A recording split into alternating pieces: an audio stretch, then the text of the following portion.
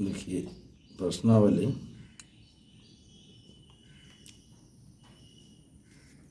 ये जो 1 के बी है उसमें अभी समझाए थे ना 6 का 1 तो 6 का 2 के समझा के दिखाते हैं। कभी कहते हैं क्या जांचे कि किसी प्राकृत संख्या n के लिए 15 के पावर n के अंत में शून्य होगा। लिख देंगे यहाँ, ठीक है। और n बराबर जहाँ n बराबर क्या दिया प्राकृत संख्या, तो 1 2 3 डैश डैश और भी लिखिए।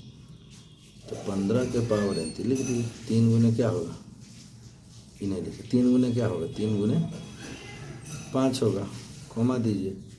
फिर 15 के पावर 2 दे दिए तो क्या होगा 15 गुने 15 क्या होगा 2, 3 गुने 5 और 3 गुने 5 होगा।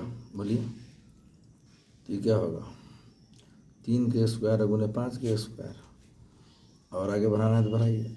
15 के पावर 3 दे दिए तो 15 गुने 15 गुने 15। अब जनवे करते हैं, घात 3 है, आधार 15 है तो 3 बारी गुना होगा। तो 3 गुने 5 गुने 3 गुने 5 और फिर 3 गुने 5।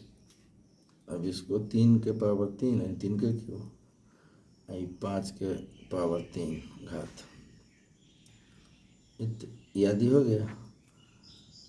तो 15 के पावर n के अंत में शून्य कहता आएगा कि नहीं आएगा। देखिए इसके 15 के पावर n दिया 1 हुआ, n के मतलब 1 भी हो सकता है, 2 भी 3 भी थे। तो इसके अभाज्य गुणनखंड में यहाँ 2 शामिल नहीं है, रहता था 30 होता, 30 होता तो अंत में शून्य आता। यहाँ भी इसके गुणनखंड हमने तोड़ा था, इसमें भी 2 शामिल नहीं है। 2 शामिल यदि रहता तो पंडा पंडा 225 होता, इसका परिणाम 225 होगा। में रहता 2 तो फिर तो 450 होता, 450 का अंत में तो शून्य ही है। इसी प्रकार इसमें भी होगा, अंत में शून्य आता यदि इसके अभाज्य गुणनखंड में 2 रहता तो ये लिखाएगा। इसी प्रकार हम पाते हैं कि 15 के अभाज्य 15 के पावर n के अभाज्य गुणनखंड में इस प्रकार हम पाते हैं कि 15 के पावर n के अभाज्य गुणनखंड में सिर्फ 3 और 5 है, सिर्फ 3 और 5 है।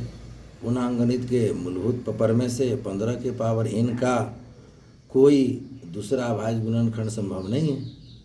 15 के पावर n के अंत में शून्य होगा यदि 15 के पावर n के अभाज्य गुणनखंड में 2 शामिल रहता, परंतु ऐसा नहीं है, तो नहीं है अतः 15 के पावर n के अंत में शून्य नहीं होगा। यही जवाब होगा यहाँ पर। इस साधित में भी है 6 के पावर n, फिर तो वही जवाब होगा यहाँ।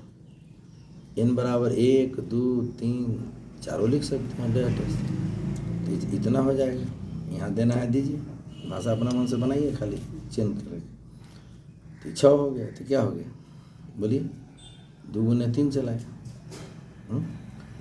और ये हो गया। तो ये 6 गुने 6 हो गया तो क्या हो जाएगा 2 गुने 3 है, फिर 2 गुने 3, एकदम आसान है।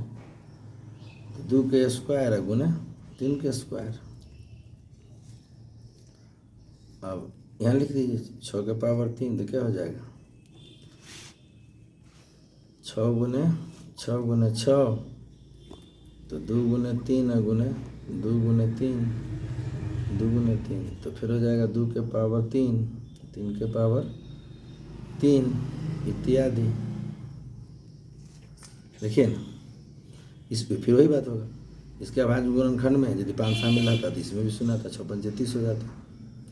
यहाँ भी रहता तो 6 1 36 है, उसमें 5 से गुना कीजिए, इसमें भी शून्य चला था, इसमें भी शून्य चलाएगा यदि 5 शामिल रहता है, फिर वही जवाब होगा। तो इस प्रकार हम पाते हैं कि 6 के पावर n के अभाज्य गुणनखंड में सिर्फ 2 और 3 ही हैं।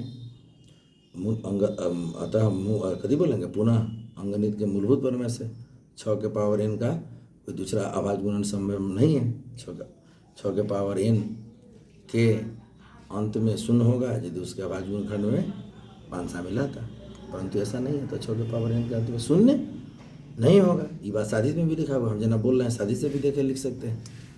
वैसे PDF फाइल बना के फिर क्रमबद्ध बना के भेजा ही जा रहा है।